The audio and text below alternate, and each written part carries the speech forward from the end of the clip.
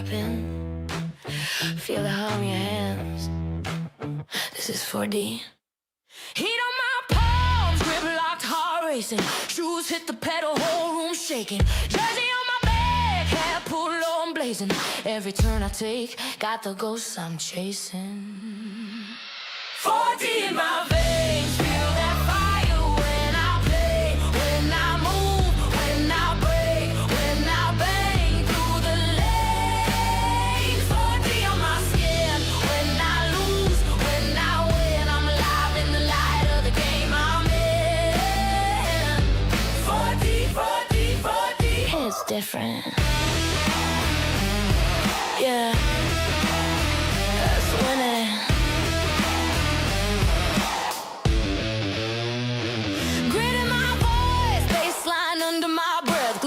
Stamped on the wheel like a crest. I don't just play, I live it. Every stitch says get it. From the couch to the checkered, I'm the storm when I wear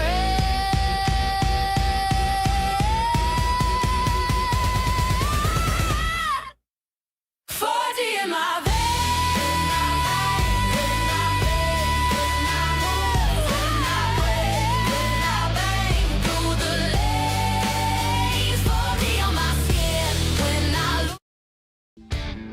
Hello, everyone, and welcome to the P1 Broadcasting Channel. You've got Murph.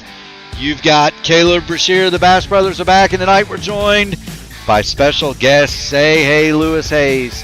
It's three of us in the booth for the Area 51 IndyCar Series, the oldest continuously run IndyCar Series in iRacing. And tonight they take on the 1.5-mile CHICAGOLAND Speedway. We're into qualifying. And Caleb, what can you tell us about tonight's event? Well, this is one of the most historic events on the Area 51 calendar. Originally, it used to be 100 laps for the longest time, very early on in the seasons, and it is one of the most famous, or one of the more popular races on the calendar. We have a very big field for tonight as well. It's going to be 125 laps.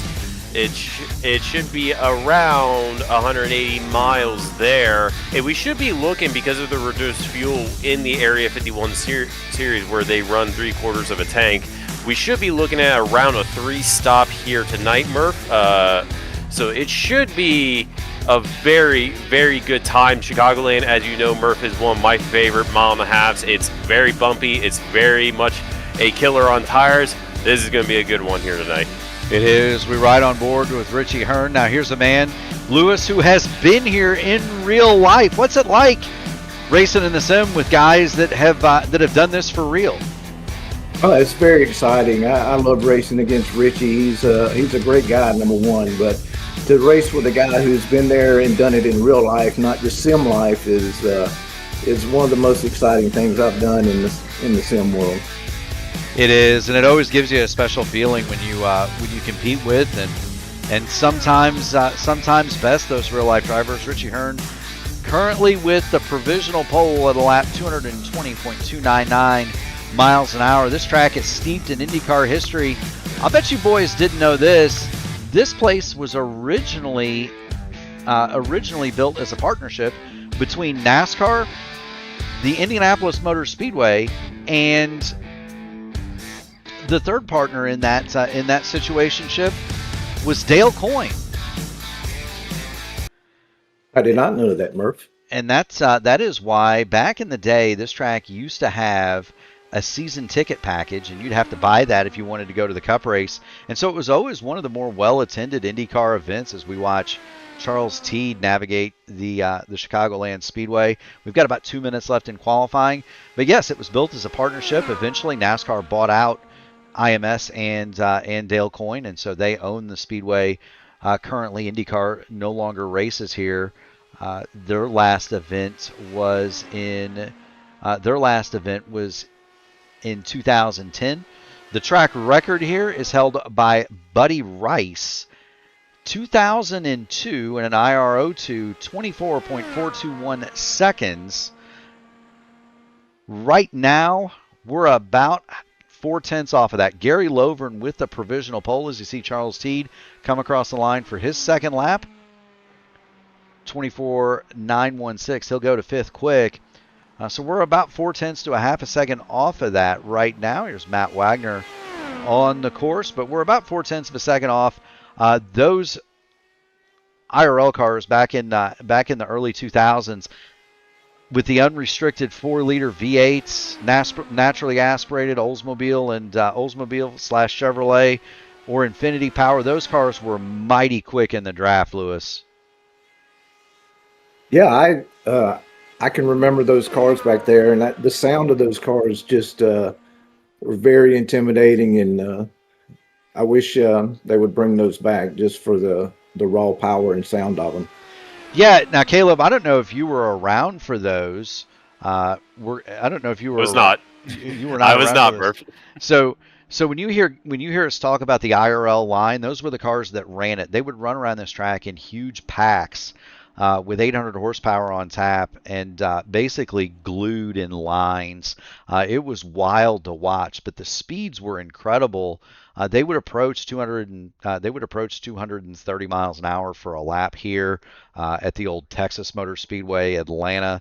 Those tracks were wickedly fast, and then there were some accidents in 2003 that necessitated the engines becoming smaller. And when they became smaller, the speed slowed down, and we've never really gotten back. There. But speaking of speed, we've got a grid here at the Area 51 IndyCar Series presented by 4D Racewear. And already drivers are lining up to get there.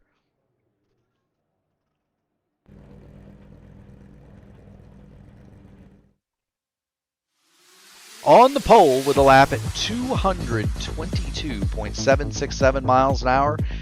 It's Kyle Clinworth. You saw him finish second in the top split earlier today.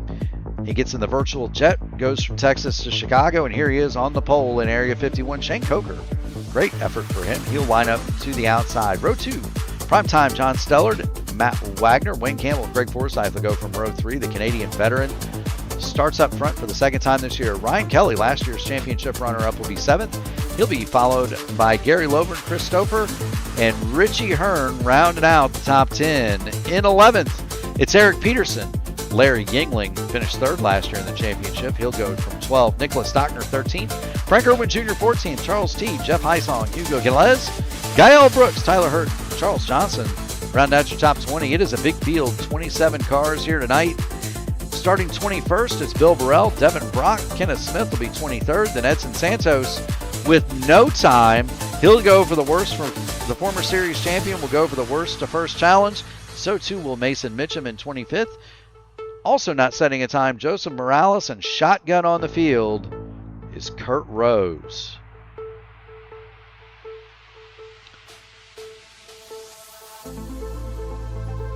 And that's your starting grid, 125 laps of action.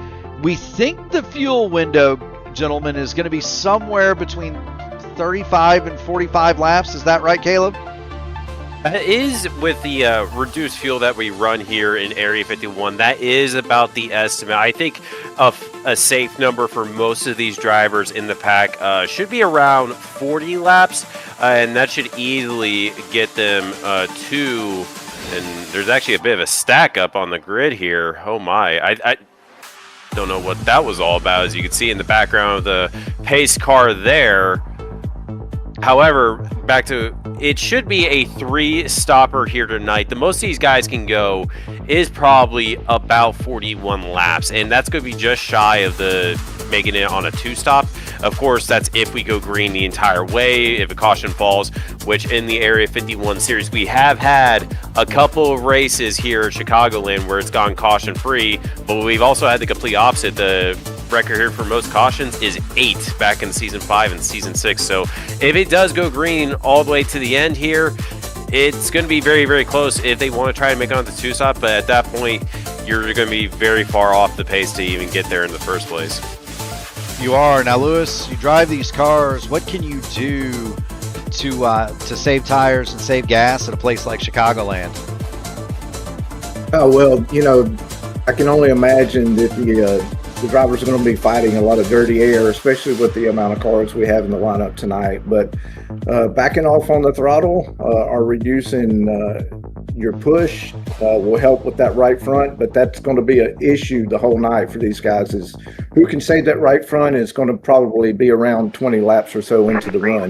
Green flag. It will. The green flag is out. Barney throws it up in the air, and we are racing here at Chicagoland. And already the fight is on into turn number 1. Primetime John Steller dives to the bottom on Kyle Clinworth. He'll take the lead from Clindy. Clindy slots into second. Matt Wagner goes to third. Shane Coker has already faded to fifth off the start. Craig Forsyth dives underneath him and goes to work on Matt Wagner. Yeah, John Steller to an absolute incredible start. Kyle Clinworth, your pole sitter. He has not won here in Chicagoland in the past. He's currently fighting off a driver who has won here in Chicagoland here in the Area 51 Series. Matt Wagner to his outside. Wags winning back in 2023 Season 2. That was quite a bit ago, a number of years ago. But Matt Wagner, he knows how to win here. And right now, he's making that high side work around Kyle Clinworth up into second. He is. He is. Now, Lewis, you were talking about the dirty air. One of the ways that you can avoid that is to do exactly what Matt Wagner is doing. Primetime John Stellard, Matt Wagner. Stellard all the way around the bottom. Wags at the top or in the top middle of the groove. He's looking to get clean air on the front wings. Go ahead. These cars can be super frustrating because by yourself you feel like you're in a super go-kart that's on rails. And then you get 20 or so cars out here, and it feels like you suddenly switched to a dump truck. So they can be really frustrating to drive. That's a great analogy, Lewis, but it's so very true, isn't it, Caleb? And Clindy is feeling the effects of that dump truck. So, too, is Craig Forsyth right behind him as primetime John Stellard begins to flex his muscle. Do have a great crowd on hand tonight. We've got Paula... We've got Paula Scory in the house cheering on her son, Kyle Clinworth, as he dives under Matt Wagner for second place. Rhino Donahue has joined us. He says he's never heard anybody in this booth. Wags checks in. Wags checks in. So too does Maestro and NASCAR McDonald's Paper Series. Do welcome everybody if you haven't already done it. Make sure you hit the like button on the video, ring the bell, subscribe to the channel so that you too can get it on all of the iRacing action here on P1. We are early days, lap 6 of 125, but primetime John Stellard is doing something, gentlemen, that we're not used to seeing here at Chicagoland. He started to pull away. Clinworth has moved into the second spot. There's Stellard. He's built nearly a half-second advantage over Kyle Clinworth. And a lot of that has to do with the fact that Kyle Clinworth and Matt Wagner were kind of going at it a little bit in the open stages of the lap. You could see Kyle has already started to close that gap back to primetime John Stellard and that number 10 machine. And the one thing about Chicagoland, it's a little bit trickier, as we said, with the dirty air in comparison to other mile-and-a-half tracks. It really likes to chew up your right front tire. Given that the nature of the track is also very, very bumpy, it's very, very hard to keep up with the rest of the pack and also manage your right front tire as well. So that's one thing that John Stellar has an advantage over the rest of the field because he has clean air. He's able to go as hard as he can and not really have to worry about burning that right front off. He doesn't, Lewis. One of the interesting factoids about this track, and Caleb just mentioned it, the bumpy pavement, it has never been repaved. This track in Kansas both sport their original pavement, and that's why you see the tires degrade so much. The Midwestern winners, of course, this track in Chicagoland, it's actually in Joliet, which is just outside the city, but it sees its fair share of freeze and thaw cycles, and it gets bumpy. And that chews up the tires. Kyle Clinworth is now closed in on primetime John Stellard, and those two have left Matt Wagner. Wags now some 9/10 of a second adrift of the lead, 7/10 behind.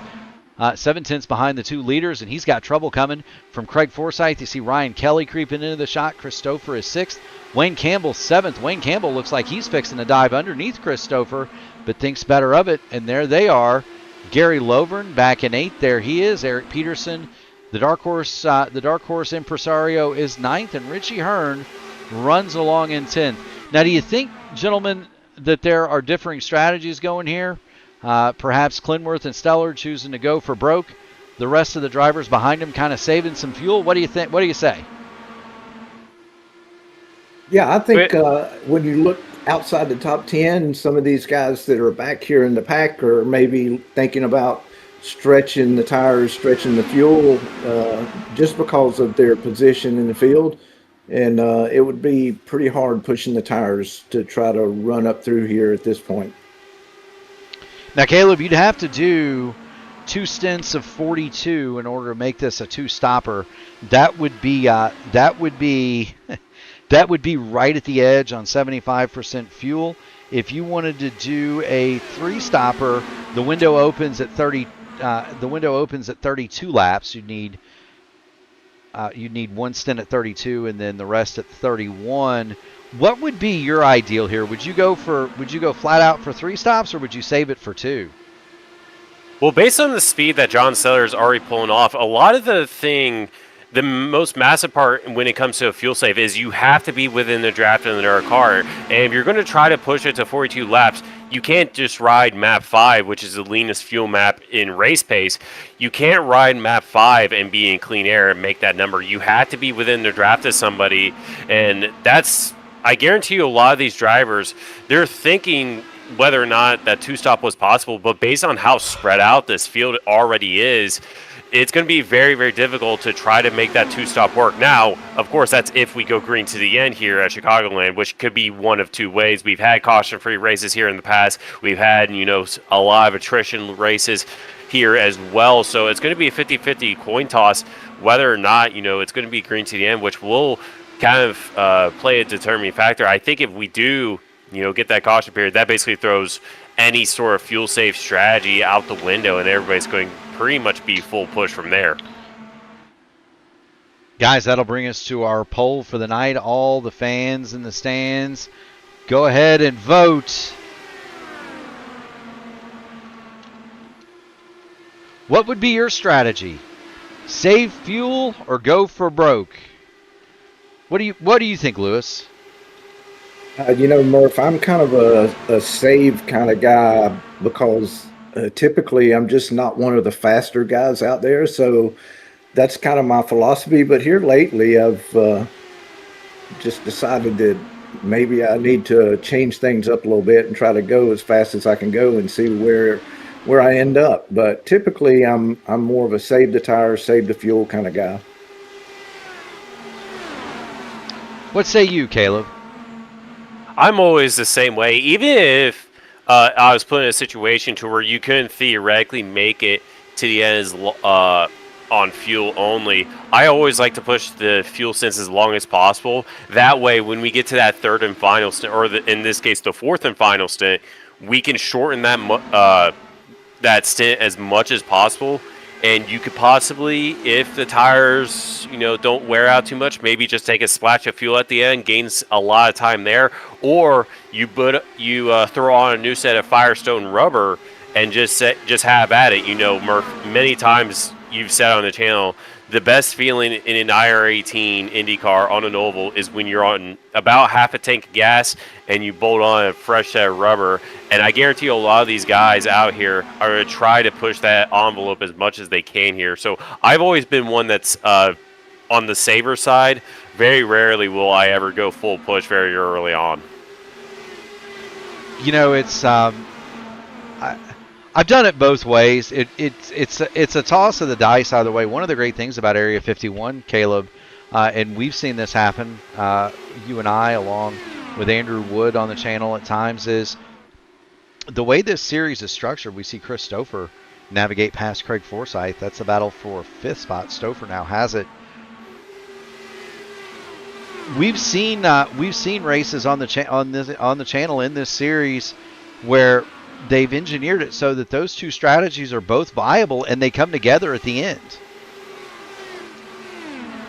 Yeah, we've had a couple of those races. I think the last time I actually commentated a race, we had a split strategy at Dover, of all places, and there was a lot of guys that stayed out really, really late, and they were actually able to push that envelope over the guys that were saving a lot of fuel. So it was really, really interesting to see that. I think we also saw that. I think I want to say it was Kansas was the last race I commentated before that, where that one, it looked like it was going to be a very split strategy, but unfortunately caution befell on the race with only a handful of laps to go in that series as well. So very it's always good to see a different type of split strategy, because you gain a lot of time if you decide to stay out, but then again, you have to maintain that pace to, verify that, or certify that that strategy is optimal in the first place.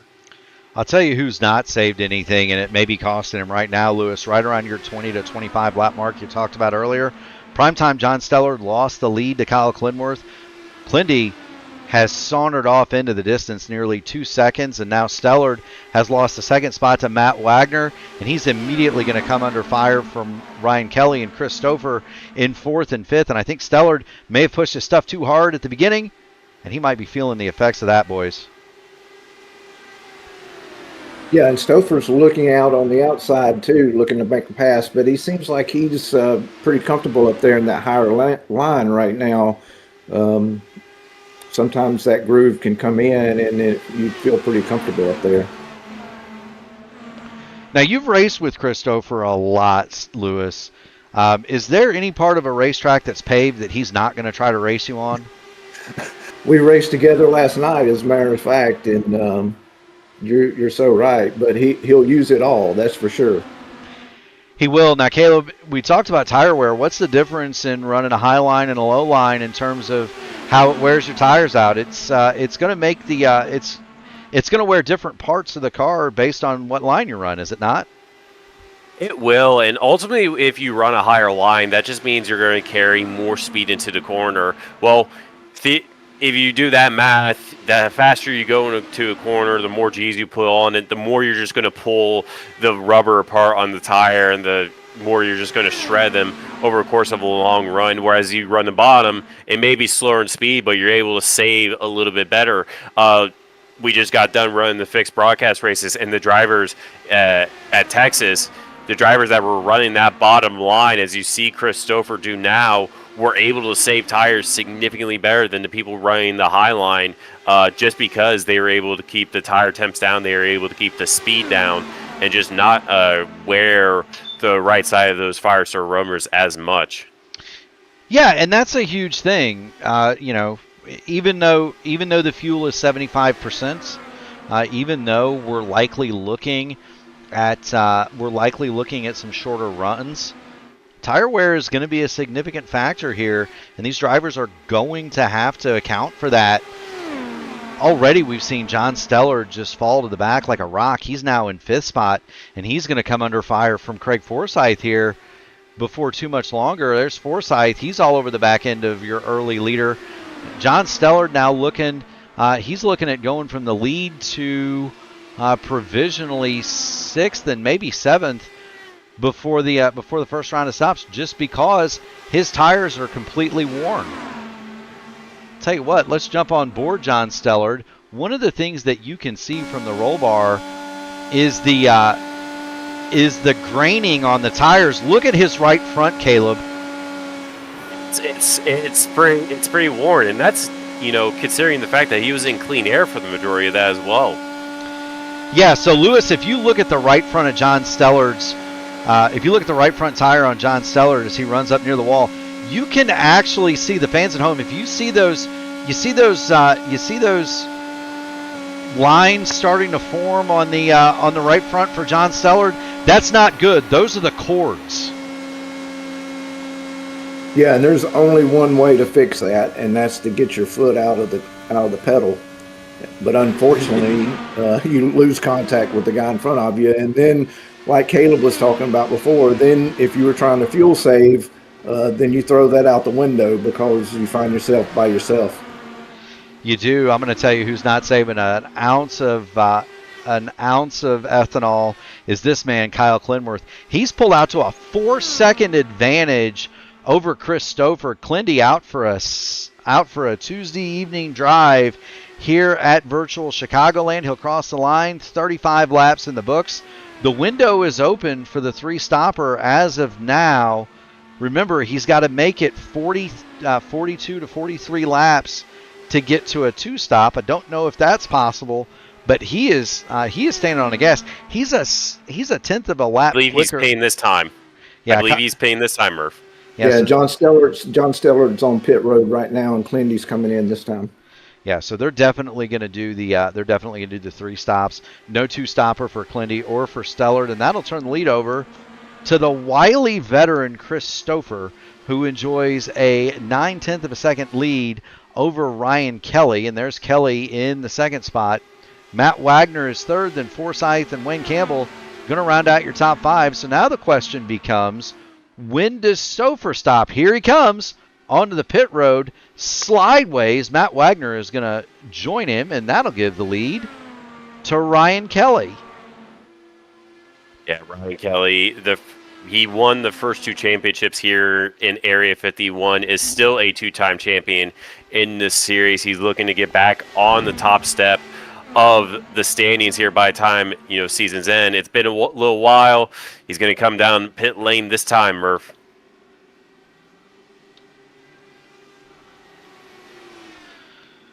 He will. So Ryan Kelly comes in, and that leaves Wayne Campbell and Craig Forsythe on the speedway. Now, if there's one guy that that's going to save fuel, it's Craig Forsythe. Another one that we've seen do that time and time again. Runs in the 10th spot. Campbell's going to come in, so Forsythe will stay out, but we'll pull him up here.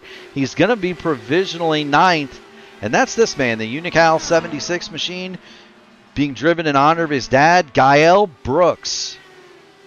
Is one that's known to go long.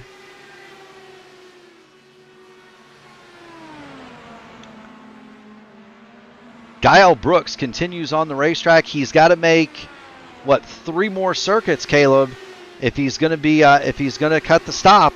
But Gael Brooks right now looks good to do that. He is some 11 seconds behind Craig Forsythe, who is working lap 40. The timing and scoring shows the lap that they are on, not the laps completed. So they are working lap 40. It'll be 40 complete this time by. He'll start lap 41 when he comes to the line, but Forsythe not able to do it. Craig Forsythe pulls his Forsythe liveried machine, 40 racewear on the side of that car down pit lane. He made it 40 full laps. He'll stop on lap 41. Shane Coker will assume the lead, boys. Yeah, Shane originally started up way towards the front, started in P2, but by time, I think he's going to stretch this as long as he can. I think he possibly is him and Kenneth Smith are the only 2 drivers that are going to try this 2-stop. Looks like Shane is going to come down this time by. It's going to be slightly short to make that 2-stop work. He's going to have to pit with only 2 to 3 laps to go left in the race if we go green to the end. But I did want to point out, Chris Stouffer on his pit exit did spin down the back straightaway. That's the reason he is down quite a few number of spots here.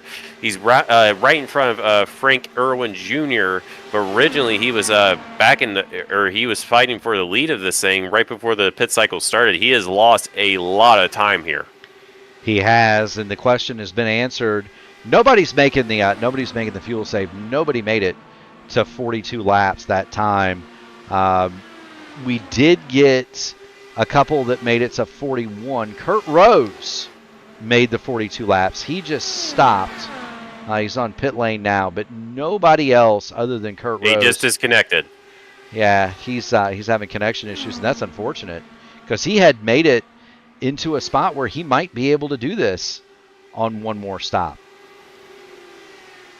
Well, I just adding in Wayne Campbell on his exit off a pit on the backstretch did a 360 and kept it going. So, but he did lose control. It's very slippery coming off right there. It is, and the other thing that people may not know about Chicagoland is that this is not.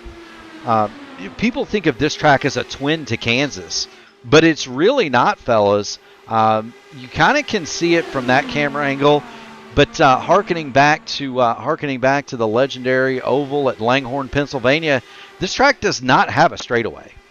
It is entirely curved.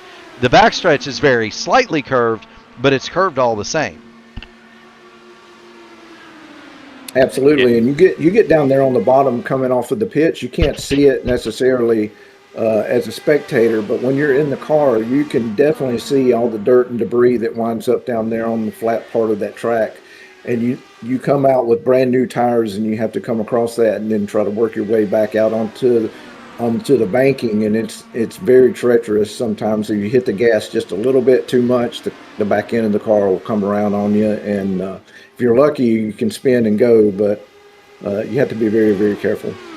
That's very true, Caleb. And if ever there was somebody that was eager on the gas, it's going to be Chris Stouffer. He goes around. Wayne, he drops several spots. Wayne Campbell sort of kind of gets away with it. Meanwhile, at the front of the field, Kyle Clinworth has started to lap the back of the field. He pulls up on Kenneth Smith. He's got Joseph Morales up there as well. Clindy with a 7.5-second lead over Ryan Kelly currently. Yeah, he's completely just setting the pace over the two-time champion in Area 51. Right behind Ryan Kelly, John Steller, Richie Hearn. They're all kind of together, as well as the lap car Gary Lovern. Then you got a little bit of a gap back to Matt Wagner and Craig Forsyth, two of the past winners here in Chicagoland. Wags, as we already said, a one-time winner. Craig Forsyth, a three-time winner here at Chicagoland, the most in the Area 51 series, so he knows how to get it done. But right now, he is quite a bit behind Kyle Clinworth and, honestly, the pack that's right in front of him and Wags. Yeah, and look, go ahead.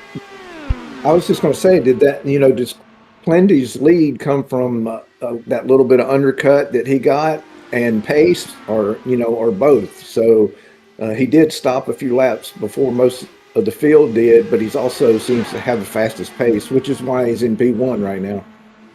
I think it's both, and I think pit entry and pit exit have a lot to do with it, Lewis. He was the first one that committed to that three-stop strategy, where everybody else, I think, was kind of wait and see, can I make the number or not? Clindy, he committed to it early. The other thing is that I've often said the difference between a good driver and a very good driver. A driver that's choking to death, or a driver that is a pro level guy is getting on pit road. Kyle Clinworth, a master at that. His in lap was nearly 2 seconds quicker than Ryan Kelly. He is about 1/10 to 2/10 a lap better than Kelly, but he made the widest margin of that on pit road entry especially. Yeah, well, I'm going to honestly say that there's been plenty of times with about 4 to go to a green flag pit stop that I start praying for a caution, because I'm horrendous at green flag pit stops. I mean, that's the main part, is like Murph said, the main thing that separates, a good driver from the pros are how you get on pit entry. And I'm still wondering at Atlanta and Open those weeks ago how Alexander Russell got such a jump on me in pit lane, nearly 6 seconds. And that's what, Russell finished top 10 in the IndyCar Pro Series last season. And that's the main difference. It felt like we were the same pace on track, but he finished 7 seconds ahead of me in the race. So that's the difference between a great driver and a pro driver. Especially on the ovals, is how you manage your stuff, which Kyle is doing right now, and how you are in pit lane, which he is doing done better than anybody else in the race so far. Yeah, Caleb, I mean, and it's the difference in attitude too, because the guys who are good at it know that they can gap you, and the guys like me who are not great at pit stops know that they're going to get gapped. So they look forward to a green flag pit stop, whereas I don't. And they've won half the battle right there.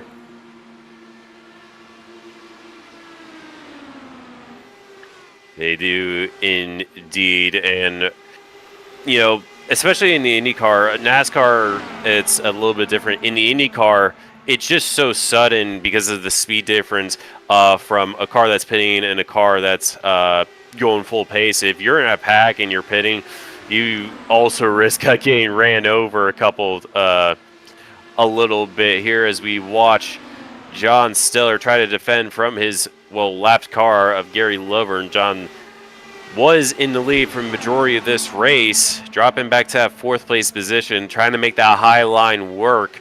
And right now, he's currently inside the top 5, but he's not won here at Chicagoland, so looking to move himself forward, try to get Richie Hearn by the end of the stint.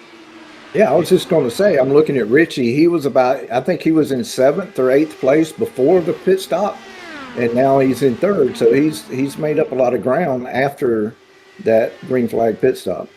And Richie Hearn he was one of the longest runners. He and Ryan Kelly stopped 21 laps ago. We'll put the stint time up on the board for everybody to see just as soon as I can arrange it. Clindy's been out 23 laps. The shortest in that top 6 is Craig Forsyth. He went 6 laps longer than Clinworth. I'd like to give a call down, though, to this man, Mason Mitchum. Mitchum started all the way in the back. 25th, he's currently 8th. He's looking up the road. He's got about 3 seconds before he gets, 3.5 seconds before he gets to Edson Santos. But Mason Mitchum, he's passed a ton of cars here, fellas. Up 17 spots, and he's only going to continue to move forward. That's a guy that we need to keep an eye on toward the end of this one. Yeah, Mason's one of the best fixed Indy Oval drivers on the service, consistently inside the top 10 week in, week out when he does run in. He's been very, very quiet. We just kind of, he didn't qualify, and yet he found himself inside the top 10 just very quietly, just making up positions over the course of a run. Meanwhile, right in front of him, quite a few positions up in the top 5 with Matt Wagner and Craig Forsyth. They're trying to navigate some absolutely incredible lap traffic, and at the front of it is John Steller for that 4th place position, and Matt Wagner is looking to the outside. Steller going to 3. We'll get into the drone provided by Whiplash Sim Cams. If you're a photographer, iRacing broadcaster, you should check out these camera angles. Whiplash Sim Cams provides. Matt Wagner slices through traffic. He gets past Gary Lovern, and he's also gotten past primetime John Stellard. And Stellard may be suffering with not only cooked tires but old tires.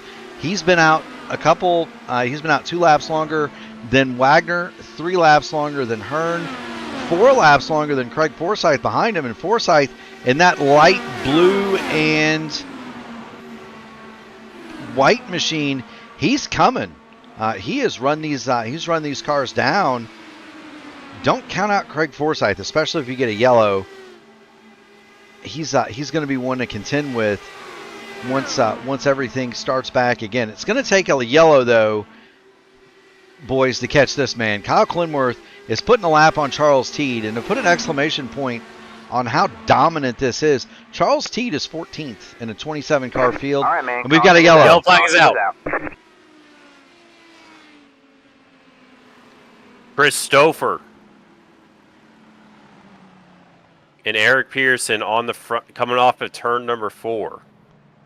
There we go. There's Stouffer. I thought it might have been Joseph Morales for a second because he was on pit lane. It was not Joseph Morales, but here's Stouffer and Peterson going through turns 3 and 4 here at Chicagoland. And I think they're just going to meet at the exit, boys. Stouffer got a huge run, pulls it to the outside, but Peterson's already there. Hard into the wall they go. Now you do have a fast repair here in Area 51. If you don't lose a lap, you can affect that fast repair and get going again. The problem is both of these cars are going to be multiple laps down because they have to tow into the pit lane. Peterson already 2 down, and Stouffer standing by to go 2 laps down. We'll watch this from inside the 18 of Chris Stouffer. And there you see Peterson. He's coming off the corner. He's just sliding up. Stouffer has the run, thinks there might be enough room, and not enough room, and into the wall they go. Kyle Clinworth on the pit lane, amongst others. Clindy will win the race off pit road. And at exactly halfway, the strategy is now out the window, boys. One more stop needed. You can go for broke. You don't need to save any fuel. And now Clindy is going to have a hungry Ryan Kelly, an experienced Richie Hearn, and the wily veteran Matt Wagner behind him.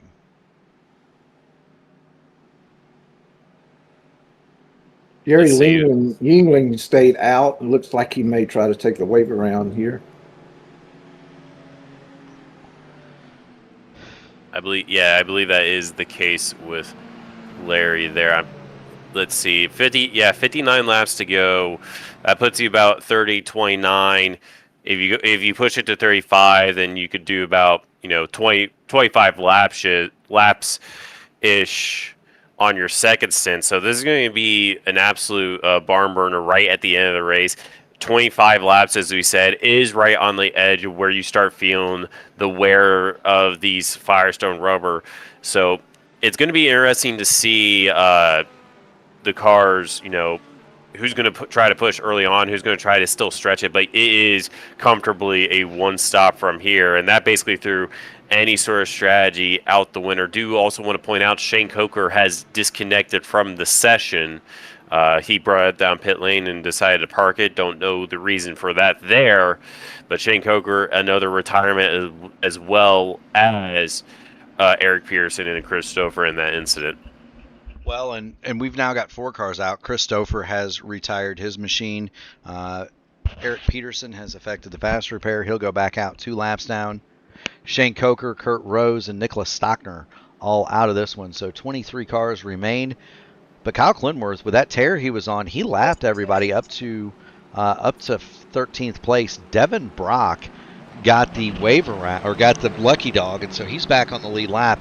Jeff Hysong, Gael Brooks, and Kenneth Smith are between Clinworth and Ryan Kelly as we get ready to go back to green here. So 3 lap cars up at the front, and they're going to be racing Clinworth hard to try to get back on the lead lap as Clindy accelerates away.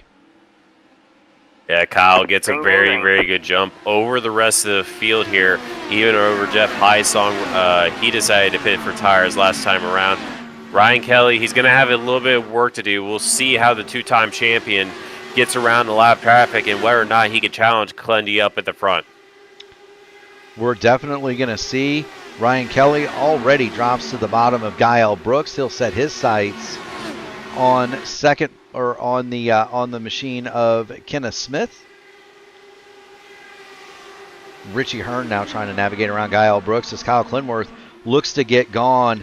I have a feeling that maybe Kelly and Richie Hearn might have been trying to save some fuel, save some tires on that last run.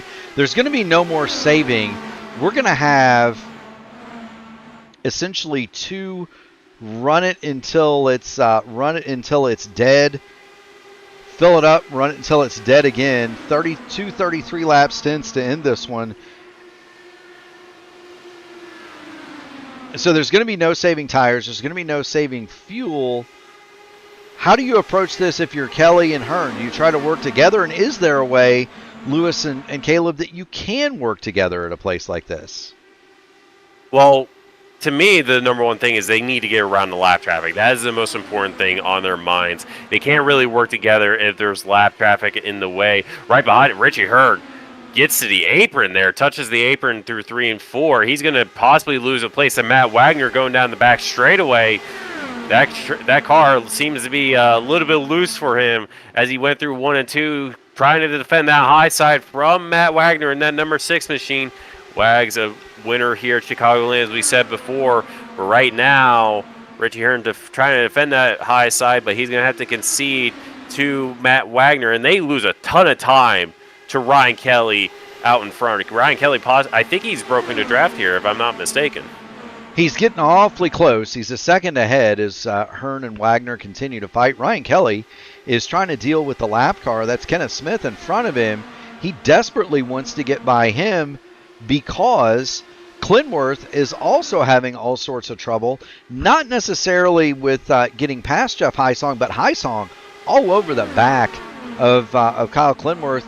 He's not necessarily on top of him, but it's enough that Clintonworth needs to be aware of where Hysong is, and he can't run exactly where he wants to be all the time, and that might be costing him a little time. He has not broken completely away from Ryan Kelly as he had in stints past. Also, I think that the lap car of Smith is kind of pulling Ryan Kelly forward a little bit as he tries to draft up on the back of Kenneth Smith. Yeah, I believe the entire field is actually coming together slightly.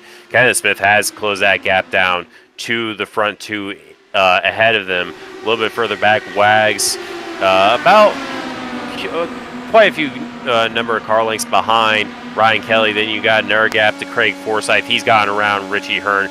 And him and John Stiller a couple laps ago, they nearly came to blows off of turn number 2 just a handful of laps ago. But now they've separated. Richie has separated himself from John Stillard, and right now Stillard's got his rearview mirror full of Edson Santos. He is a winner. He has not won here in the past, but he is a champion here in the Area 51 Series. He goes to the bottom, trying to make that bottom work, but John Stiller making that high side work and able to defend that spot. Lewis, would you call that a push? I would call that a push. In my world, in the stock car world, that would be a push. That would be understeer in an IndyCar, and that is not fun. It is one of the most helpless feelings you can have when you dive underneath somebody and the front end does not stick and you start your nose toward them. The only thing you can do is take your foot off the gas and hope that you don't run into the poor guy next to you who did nothing wrong. Edson Santos backs out of the power. He lets John Stillard come ahead of him. Meanwhile, Richie Hearn has ceded a spot to there's Richie. He has ceded the 4th spot to Craig Forsyth, and Forsyth moving in on Matt Wagner for 3rd. Yeah, Craig's on an absolute tear ever since the restart. He had to get around the lap traffic first, but he is able to close that gap up to Matt Wagner. Both, again, winners here at Chicagoland. Craig Forsyth, a 2-time champion in the series, trying to get around Matt Wagner, who came very close to winning this championship multiple times, but right now sits in 3rd, and right now he's trying to catch up to Ryan Kelly, but he's got to deal with Craig Forsyth, and it looks like Richie Hearn is also closing that gap to Wags up as well. Yeah, he is. Richie Hearn starting to feel the effects of that draft. We are watching the battle for 3rd. Ryan Kelly has finally made his way around the lap car of Kenneth Smith. The problem for Kelly is he's still got Jeff Hysong in front of him, and he's still got 2.5 seconds. He's now got 2.5 seconds up the road to Kyle Clinworth. And if you're Ryan Kelly, what do you do? What do you do, boys? How do you attempt to bridge that 2.5 second gap? What are you thinking? Well, try to find as much clean air as possible. I mean, you can't really follow Hysong as much, but you just got to find clean air. Try to be as smooth as possible with your inputs. And you know Hysong is a very quick driver.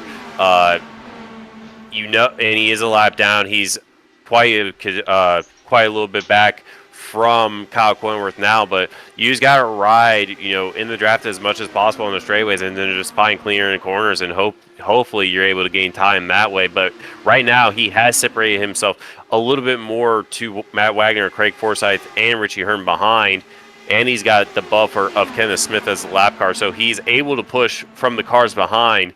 But in terms of going forwards, it seems like there's not much he really can do. Yeah, I mean, the tires at this point, they've been out 18 laps. The tires are starting to get hot, as Lewis said earlier. About 20 laps, you start to feel the effect of the tires being hot and losing grip. And Kelly's faced with a choice. He can either run directly behind Hysong and hope that he catches him, and he's able to slingshot forward, or he can shade him higher, and there he goes. He gets to Jeff Hysong. Hysong going to pull over and let him go. But he can either ride in his tire tracks and burn the tires, or he can shade him higher But all he's doing when he's going higher is adding feet to the lap, and well, that's how Kyle Clinworth gets a 3-second lead. Yeah, there's a pretty large gap too between P5 and Wayne Campbell in P6, and there's 6th, 7th, 8th, and 9th right there running in single file. But there for a while, it looked like they were trying to work their way up and try to get back in contact with the 5th place, but it looks like they may have lost contact. Yeah, Wayne Campbell's got about 1.2 seconds, 1.1 seconds, depending on how you score it between himself and Richie Hearn in 5th. Campbell's got Edson Santos behind him in 7th. And then it's primetime John Stellard and Mason Mitchum 8th and 9th, the two Votive Racing League teammates. And Frank Irwin Jr. with a quiet drive here. Irwin Jr. rounds out your top 10. Hugo Gallas has had a quiet but effective evening. He's running along in 11th behind him. Last car on the lead lap is this man, the Dark Horse Racing entry of Charlie Teed. And Teed, not known for his prowess more in the DW12 as opposed to the modern car, but he's also mighty quick. And Teed, well, he's got that Robbie Gordon, Dan Gurney Eagle liveried machine. On the lead lap, he's got a chip and a chair, boys. One caution could change things for Charles Teed as we get down to 35 to go. So the window is open to make a pit stop as Wagner and Ryan Kelly are going to come together now in a battle for second. They've got Craig Forsyth creeping in the picture. Forsyth is 4th. Yeah, Wags has got a lot of pace here. You can see him use that bob line. Ryan Kelly takes a late line into 3 and 4, but Wagner has quite a bit of pace over Ryan Kelly for that second place spot, nearly 0.2 of a lap faster. Going to try to use that third lane on the high side. Gets really, really close to the wall and exit, nearly hits the wall there, but he's got a run going down the back straight. He looks to the inside going into 3. Not able to quite make the move. Ryan Kelly able to edge out on the exit of the corner. You know, he is. One of the things that happens here over a long run at Chicago is the car will get extremely loose coming off of turn 2. You really need to be on top of the weight jacker coming off of 2, because if you're not, it can catch you out. The car will go around. Wags gets past Ryan Kelly now for the second spot, but he's going to now be giving chase to Kyle Clinworth, who is now 4.4 seconds up the road. And whatever Clinworth has found, it's working. You see Wagner running along in the second groove. Here's Clindy. Let's kind of compare the lines. Clinworth, he's about half a lane lower than his competitors, and I think that's why he's able to draw out such a huge advantage, guys. Caleb, would you think being able to run low like he's doing there means that his car's maybe not as free on exit as some of the other guys, or what would you think about that? I think it's a mixture of the two things. Obviously, the lower you run, you're going to get looser on exit, but then you can also manage your weight jacker as well, and possibly go downwards on the exit of the corners. I guarantee both me and him and basically everybody else were doing that at Texas and Fix tonight in that broadcast race where it was getting very, very loose off the exit too. Not way worse than here. And, you run the bottom, it's going to get looser, but you're also going to just take the fastest line, the shortest line as possible, and you're going to theoretically save your tires in the process, but you do risk spinning out on the exit of entry, but you do have that weight jacket that could help you just manage it a little bit easier, a little bit better on the exit of the corners. And we have had some pit stops there. I think 10th, 11th, 12th guys, 15th places came in for pit stops just now. Yeah, a lot of the midfield coming in this time by, and it seems like they do have quite a bit of pace. I think the car that's directly behind him, Charles Teed, has came down pit lane already. Richie Hearn, one of those cars that has also decided to bring it down as well.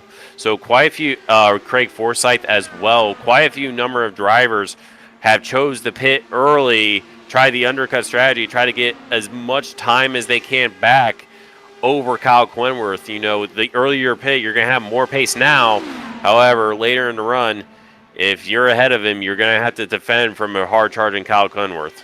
You're watching Richie Hearn. He does have the fresh tires back out on the track for his second lap now, and Hearn is quicker. Last time through 25.111. Kyle Clenworth 25.651. So a half a second the difference between Clenworth and Hearn. The luxury for Clindy, though, is that he can afford to stay out.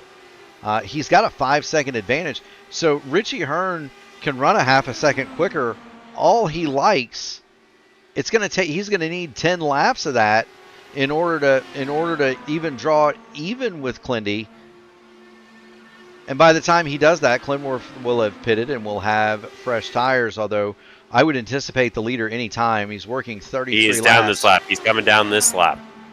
So Kyle Clenworth has caught the back of Charles Teed, but he's absolutely going to make the run down the pit lane, and we'll cover the stop. It should be 4 tires and just enough fuel. He does not need a full tank here, by the way.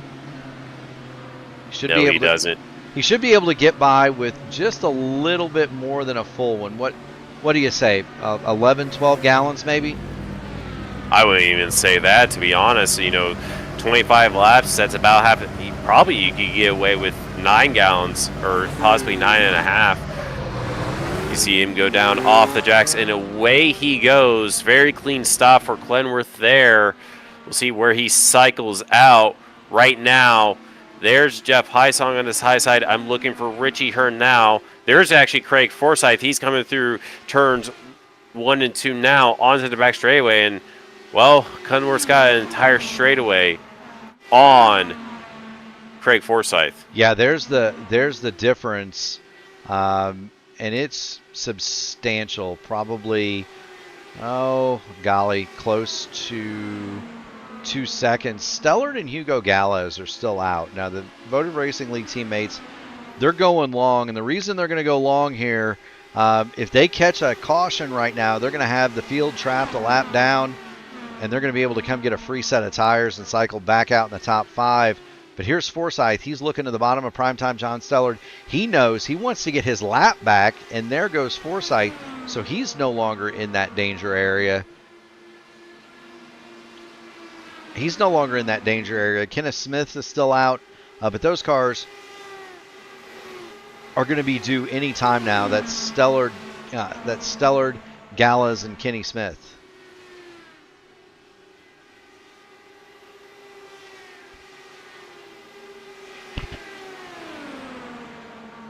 Man, it doesn't take these races long it doesn't take them very long to be finished when you run these many green flag laps at this speed.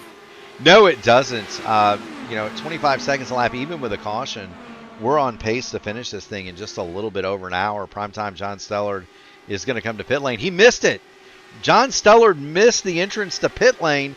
He's going to back up on the little paved part. Guile Brooks missed it. He spins into the grass, but that's a problem trying to get to pit lane here. Stellard was too hot, so too was Guile Brooks. Devin Brock got a black flag too fast entering pit lane, and all that's going to do is turn the lead back over to this man, Kyle Clenworth, who enjoys a 3.5 second advantage over Craig Forsyth. Forsyth does have Ryan Kelly in attendance on his rear wing, and then it's another couple of seconds back to Matt Wagner in 4th. And the march for Mason Mitchum continues. He may walk out of here with a top 5. The Purple People Eater has moved past Richie Hearn, so moved Mitchum to 5th, and he's not done yet. He's got Matt Wagner dead ahead for 4th. He does indeed. Do want to point out Ryan Kelly did get around Craig Forsyth. Kelly on that fresher set of Firestone rubber was able to get around Forsyth for that second place spot, but I think that's going to be the best that he's going to have unless Kyle Clenworth makes a mistake from this point on with just under 20 to go.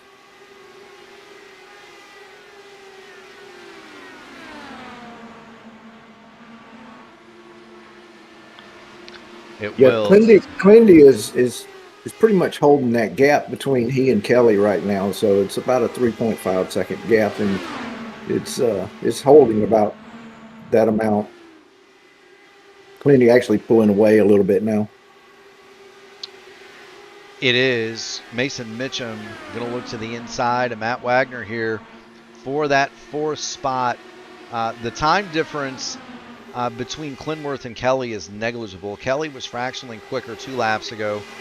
Clinworth fractionally quicker the last time through. It was a 25.184 for Clinworth, 25.197 for Kelly. The last lap was just about the same difference the other way.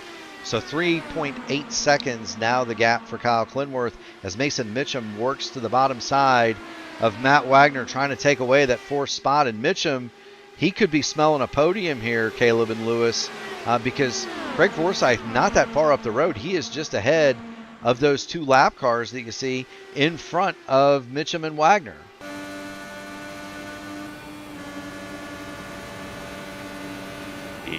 You can see how tight his steering wheel is.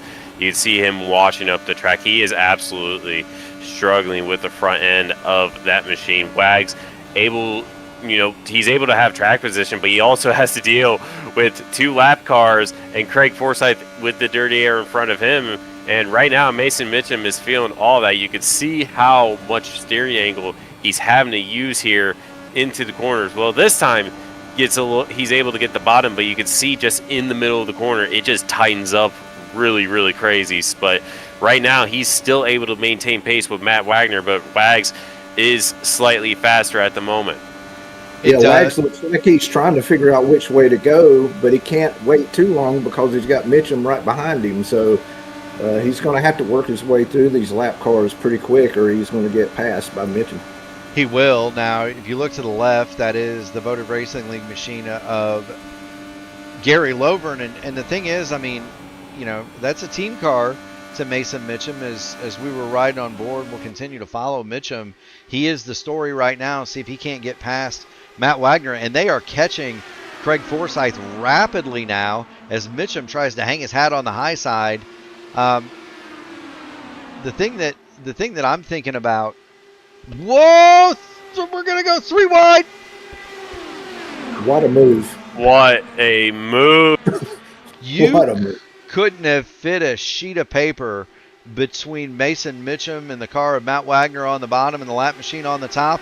And somehow he makes it stick. He gets into the 4th spot. And now Mitchum is in direct contact with Craig Forsyth in front of him. Forsyth has the lap car of Bill Burrell in front of him. Now, those are team cars. And so Burrell would help Forsyth if he could. The problem is Mason Mitchum is on a rail right now, boys. He has now caught Forsyth and has moved a half a second ahead of Wagner just in the span of a couple of laps.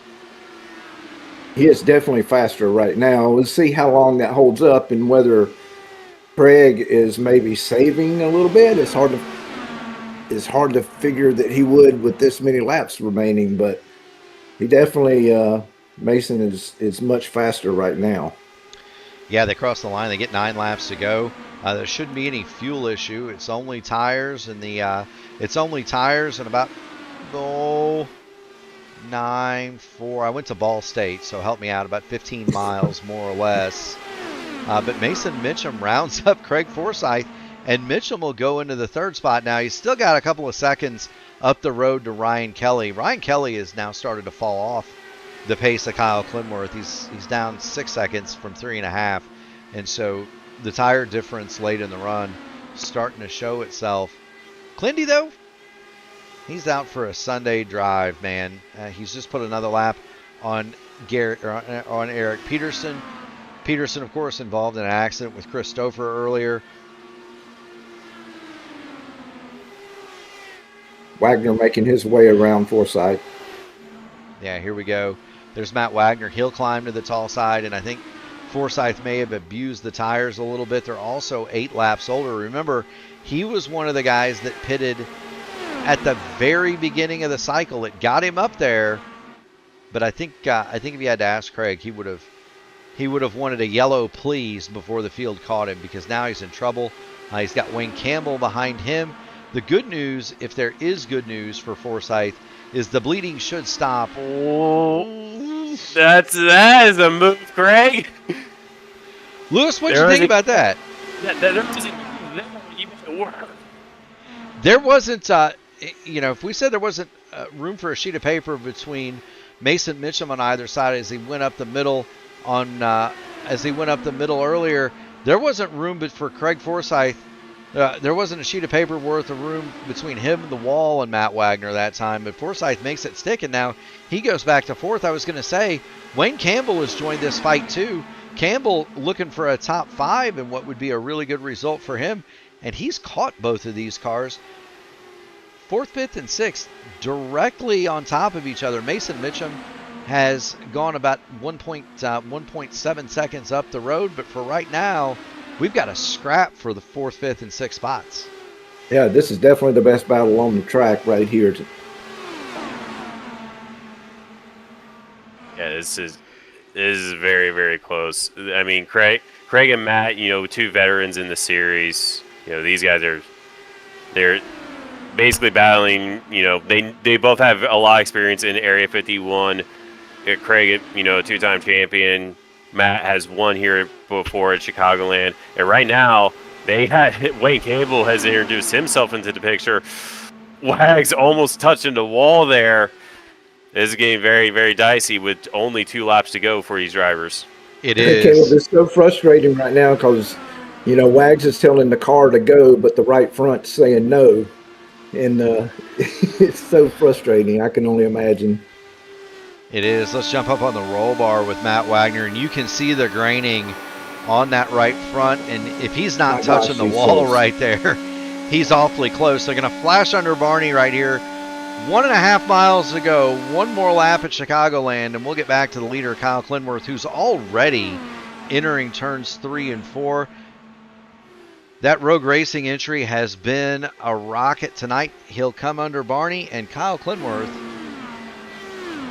is going to win here at Chicagoland, make it 2 for 2 for the Rapid Man from Illinois. Ryan Kelly finishes 2nd, and Mason Mitchum is going to bring it home in the 3rd spot. How about that?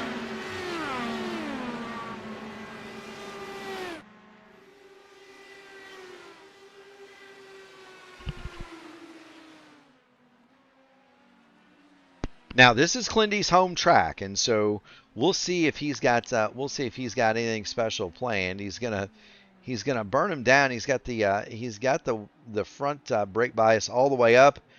Good score on the standing burnout, Caleb, 10 out of 10. And now he's just gonna do some regular burnouts there. I like the form on the standing restart though, or on the standing burnout. That's good. Now he's got the brake bias all the way forward, and see, Lewis, how he's got the nice tight donut going. Absolutely. That's how you do that. That's how you do that. He had to wind the brake bias style for a while to get there, but good form.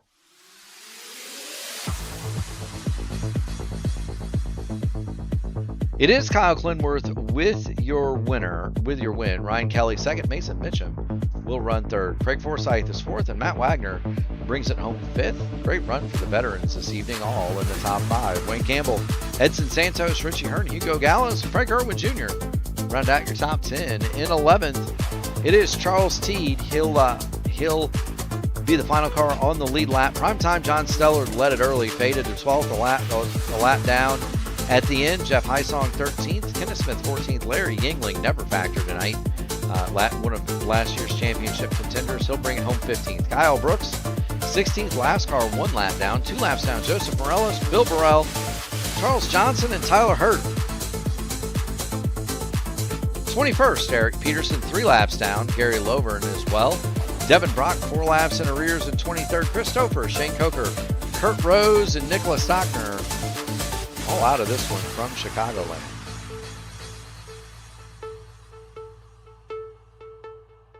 Wow, that race went by super quick. I just looked up and there was 20 laps to go, and it just seemed like it just got started.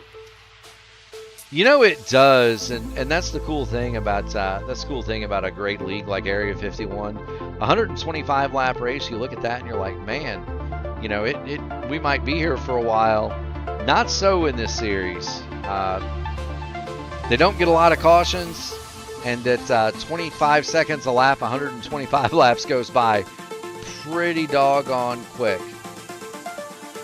Yeah, let's face it. This is not an easy track for 28 cars to race on without an incident. So the drivers did a really special job tonight and did a great job keeping clean and green and enjoyable race.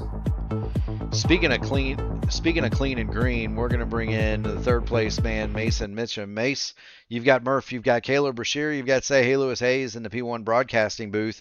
I believe you passed 22 cars for position on the speedway tonight. Talk to us about how you managed to do that. That cannot be easy on a track like Chicagoland. Yeah, that was a fun race first and foremost, and I guess it kind of started off as a fuel save. I think maybe a lot of people thought they could save. I know I tried. I tried for a while, put that thing in map 5 for like 20 laps, and I was like, this thing is way too spread out, like to get around here and save a stop. So then I put it in map 3 that rest of that first run, and I was just gunning people down. I don't know if they were trying for the save still or what was going on, but I just really love that setup. That setup might be one of the most fun setups I've driven in a long time. I mean, that was amazing. Like, you could go high and generate huge momentum and then come down and just zip past people, or you could just do whatever you wanted out there. I mean, the tire temps got high and sometimes you felt it, but as long as you were timing your run correctly, you could absolutely just blitz past people. And there's a lot of good drivers out here, and that caution probably saved me who knows how much time, but that was so fun. It looked like it. What do you guys have, Lewis? Caleb, you're up. Hey, Mason, this is Lewis. Looked like there at the end, the car just really came alive, and you were able to run down Craig there for the third spot. You said the setup was to your liking and stuff, but it appeared that other guys were not necessarily as friendly to it as you were. So what do you think about the setup helped you to move forward at the end where other guys were falling back? I think this setup was one of those setups where you could really, I wouldn't say you could brutalize the tires, but you could really push them to their limits. And as long as you just didn't lose momentum, you're fine. I think a lot of people got stuck in the dirty air. I know Craig and me, Craig, Wagner, I want to say Gary and a couple others got stuck in a little pack on like a lap 113, and I knew I had to push past like there, or otherwise you might lose your momentum and get stuck in like a side by side. And as long as you're side by side, you weren't really going to go anywhere, I felt like. So I just pushed through that, and once I got through into the clean air, I knew like clean air is so dominant. Once you get in the clean air, like look at Clindy, he was like half a lap ahead of everybody at one point because he was just in the clean air, just absolutely going through. So I just knew if I could get the clean air, I would get past them. And I also think that they did an undercut, and I think an undercut is, I just don't ever like doing an undercut. It's never worth it to me. It never pays off. The draft keeps people like kind of close to you. I'd rather just overcut every single time, and I think that's what paid off there. Well, paid off you did, Mason. You come home in the third spot again, 22 cars passed. What a heck of a run. With those things said, you're up, my man. You finish on the podium, you get the mic. Friends, family, sponsors, shout them out. Yeah, so like always, let's give a shout out to Votive Racing. We have a great team. I think we're getting better. We're leveling up. We're putting more work in. We have a good program going, trying to get better and better and catch up to all these great drivers out there that we all want to get to, right? So let's give Shane Coker a shout out. Shane's out there just putting on a great league with the Votive Racing League. Has a great team. He helps us get better. So give him a shout out. I know today's race didn't go perfectly for him, but that's the way it goes sometimes. So there's always another one. So head up, Shane. We got this thing. We're going to keep going and getting better. Votive Racing just put on a great the Votive Indy Derby, an awesome race. I think everybody needs to be watching that. If you haven't, go in there on YouTube, go give it a look. Right, go see kind of how big that race is. Go look at the names in that race. And I think if you are in IndyCar in the community, you should aspire to try to be in that race. I think it's just you're doing yourself a disservice not being on that race. So if you feel like you want to be in there, check it out, and grind up and get in there, get in that thing. It's a great race. You can show your skills. Other than that, Mariella, she's in the living room. I'm sure she's watching this race. She watches all my races, so I hope you enjoyed that one. It was pretty fun. I think I want to go get some ice cream here in a minute. So Anyways, other than that, that's all I got. If any friends or family are watching this, I hope you enjoyed it. And hey, I had one question though, because I feel like Caleb was asking everybody the favorite, chicken wings and things like that. So I was thinking the other day, I kind of like wished this into existence. I want to hear everybody's favorite Doritos flavor. Now that's a good one. I'm gonna have to go with Cool Ranch. I'm sure Brashear That's a has great an one. opinion. Love it. There was, it was so many years ago. I'm trying to remember. I think it was like a Taco Bell special Dorito that came out like 10 years ago. That one was I can't remember what it was called Is it like though. the fire kind or whatever? It kind of was, but it was God. It was so long ago. It might have been that, but Yeah. that was so good. I Whatever know what that you're talking was. about. I used to love those Doritos Locos Tacos. Yeah. Lewis, what do you got? What's your favorite Doritos? I'm gonna say he's eating. He loves the normal original Doritos flavor. We'll go with that. But other than that, guys, y'all take it easy. You'll have a good night. Keep going fast and having fun, Mace. That is Mason Mitchum. He runs in the second spot, or the third spot, rather. For second, we're going to bring in Ryan Kelly. Ryan, you had the tall order of trying to run down Kyle Clinworth all day. Was it a situation where you saved a little early, and then once you figured out you couldn't make it on two stops, he was already checked out? Yeah, I think so. He was really quick tonight. I don't even think I saw him once, but I was trying to keep up there, pushing at the end, trying to keep up with him, but I just really couldn't close the time. He was, yeah, lights out tonight, but still happy with P2, and yeah, pretty clean race for me, and can't complain here. Caleb, Lewis, you guys have anything for Ryan tonight? Caleb and Lewis have gone silent. Yeah, I've I'm lost trying my to. I'm bosom trying to ears. think of something, Murph. I'm trying to think of something. I guess it was a fairly quiet race. Only one incident point. I guess just kind of talk like how the track drove. How racing at Chicagoland is. We always know it is kind of like difficult to manage your stuff more so than the other mile and a half. So I guess just talk us through how you manage your stuff better than majority of our drivers out there. Yeah, it was definitely difficult tonight. I think maybe because we were going so fast, or the car was just so gripped up. But I definitely found myself changing the weight jacker and ARBs more than I did in other races. And I noticed that the right front was really wearing out also. So just trying to take care of that right front and not pushing too hard. I think maybe I could have caught Kyle if I used the boost a little better. I think that's something I have to go a little better at with that new boost and generation car. So yeah, hopefully I can get a little better at that and come out one spot better next week. Give it a shot, Ryan. Thank you so much for stopping by. You get on the podium, you get the mic, you know the drill. Friends, family, sponsors, shout them out, my man. Yeah, some family watching tonight, and my teammates tonight, Larry and Devin, and you guys putting on a great show. Shout out to all the guys putting on the league, and looking forward to next week. Absolutely, that's Ryan Kelly. He'll bring it home in the second spot tonight. Ryan, keep going fast and having fun, buddy. We'll see you at the next one. Thanks, guys. Appreciate it. Thank you, Ryan. That is Ryan Kelly. We will get him out of here, and we'll bring in tonight's winner, Kyle Clinworth. Clindy, you've got Murph, you've got Caleb Brashear, and say hey Lewis Hayes in the booth. When did you make the decision to go and abandon the save? At what point was it in the first stint? Was it at the very beginning, or did you wait a little bit and see kind of kind of what the numbers look like.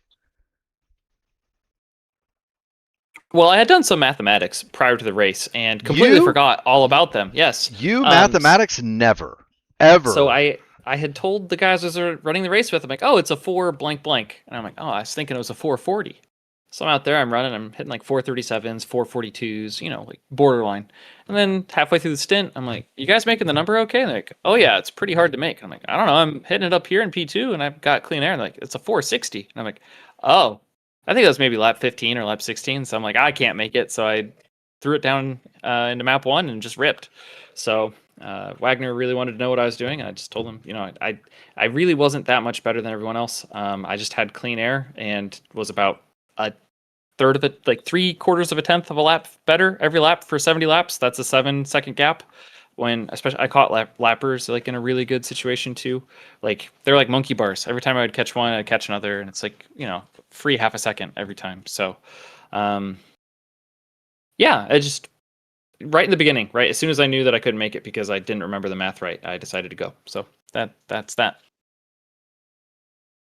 Let me ask you, Kyle. This is Lewis. You seem like you were on the bottom quite a bit. So would you say that you felt more comfortable and the car felt more comfortable on the bottom line or the top line tonight? Because we saw quite a few guys that ended up in the top lane. So what do you think about that? Yeah, I think the top lane's probably preferred if you're battling and need to find clean air because you just roll a bunch of momentum and then you have options on the next straightaway. Not being able to use the apron on the front stretch kind of limits the ability to really roll that momentum and clear someone with a slider on the front. But, you know, that it's probably safer for everyone or best for everyone that we have that taken away from us here. So kudos to Craig for having that rule and being firm on it everywhere we go. But my opinion is that if you maximize every corner, being you enter up high on the wall and then you get to the line on apex and then you exit on the wall, you will strain your tires the least amount that you can every lap. And that is what you have to do in order to be competitive and to be fast. And I did it more laps than not this race. And I think I only picked lanes wrong twice the entire race. Like I picked wrong behind a lap or 2 times. And other than that, I got away with picking right. And when you prioritize the bottom and other people don't, it happens more often than not to pick right.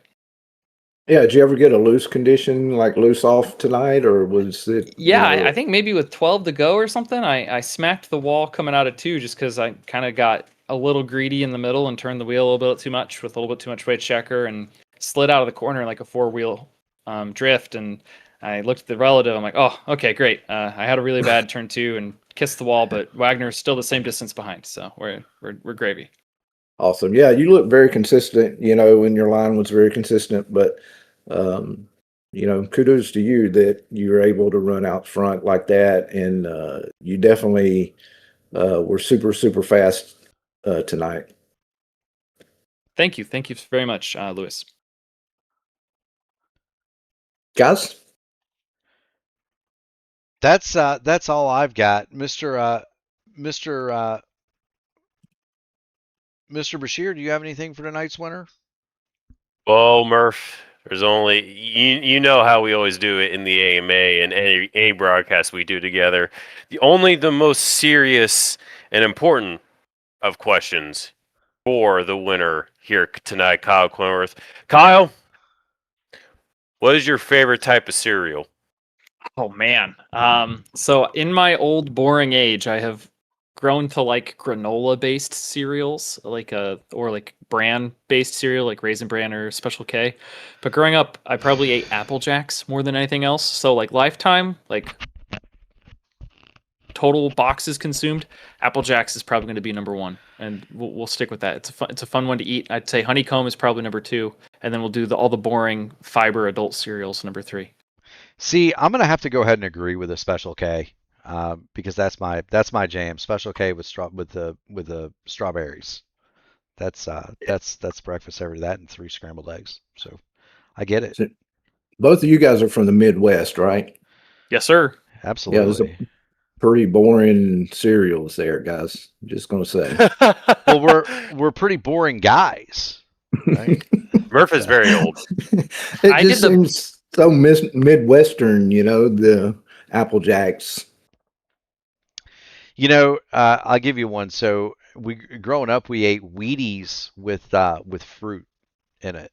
So we would cut up strawberries and bananas and stuff, add it to the top of our Wheaties, right? But that's not boring. I don't know what is. But Clindy, thank you so much for stopping by. As always, you win the race, you get the mic. Friends, family, sponsors. Shout them out, my man. Go ahead.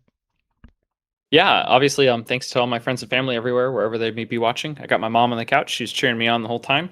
So thanks to my number one fan and everyone else. I think Brandon Statton's cat cheered me on. So good to see that I have a cat fan in my back pocket too. Other than that, thanks to Shane Coker, who runs the Votive Racing League. And I'm sorry, buddy. I thought the fuel number would be easier to get. I should have just had us full push from the beginning, and maybe the day would be different for you. So apologies there. Shout out to Mason Mitchum, who sat on the podium with me. He drove his guts out today. He had a really, really good drive. And John Stellard, maybe we'll practice a little bit of pit road before we come here in officials. But all my teammates at Rogue Racing and at Indy Alliance Racing and Satellite Racing, and we cleaned up at Pocono today. It was pretty cool. Had a pretty good week there overall, and looking forward to the rest of the open schedule that might contain a few ovals. I think Chicagoland's even on the open schedule, isn't it? I can't remember. It's I don't think it is. Oh, Open- shucks. It might. Chicago Street Course. Oh, that's what I saw. Okay, Yeah. because that's there instead of DC. Got it. Yeah. That's gonna be interesting. And then, of course, my cousin Craig, who runs Segerman Farms in Monk, Illinois. And then at advanced.gg, if you check out with promo code CLENTYSENDY, you get 10% off your order, and a little bit of that comes back to me. So thanks for all you do at the channel, you guys. Lewis, thanks for stepping up in the booth. Same with you, Caleb. And Murph, as always, you've done wonders for the channel. So thanks for everything you do. And everyone watching, please hit that thumb button to like the video and subscribe to the channel if you haven't. I'm sure if you're sticking around this late to listen to me, you probably have subscribed, but got to put that plug out there. So anyway, you guys have a great night, and thanks for having us. Yeah, thanks, Calvin. Thank you, Clindy. Keep going fast, having fun, buddy. We'll see you at the next one. Well, that's Kyle Clinworth. He runs away with it tonight at Chicago. What are your final thoughts, guys? We'll start with you, Lewis. It's your debut in the booth. You did a heck of a job, my man. What are your thoughts from Chicagoland?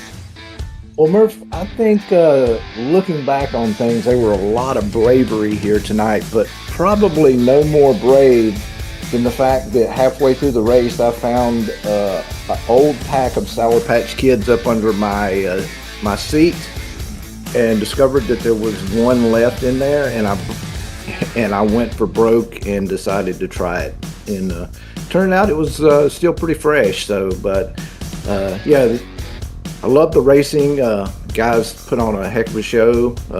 These cars are not easy to drive here, but they made it look easy, and I can't wait to get started in the booth with it's where all old washed up race car drivers need to end up anyway. So it's my thoughts for tonight. How about you, Caleb? Well, it was a kind of a stereotypical Chicagoland race. It got very spread out.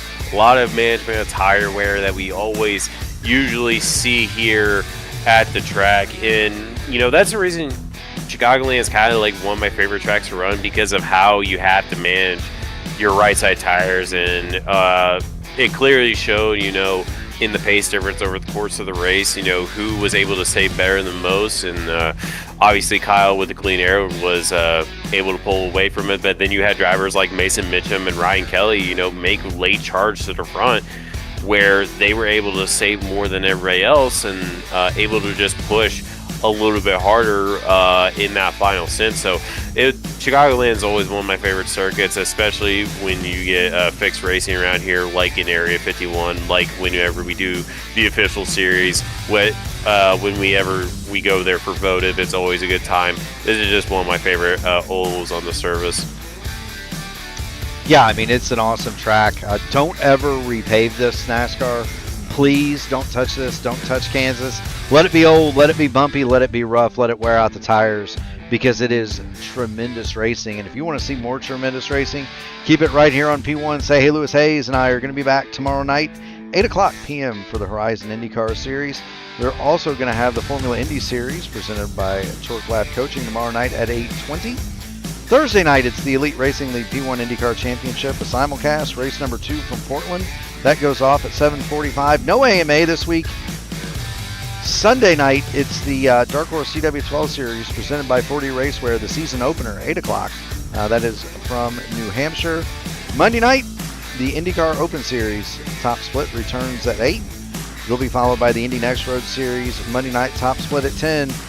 Next Tuesday, Area 51 is off. It'll be the IndyCar Oval Series top split at 8:15 and the Indy Next Oval Series Tuesday night top split at 9:30. We do want to thank everybody for tuning this one in. As Clindy said, if you haven't already done it, make sure you hit the like button on the video, ring the bell, subscribe to the channel so that you can enjoy all the iRacing action here that P1 has to offer.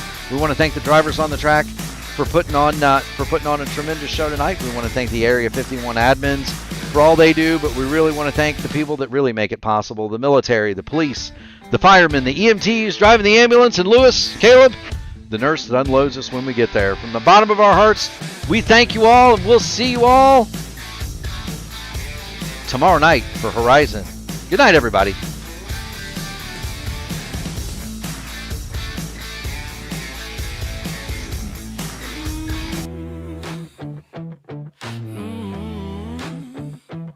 Strap in, feel the hum in your hands.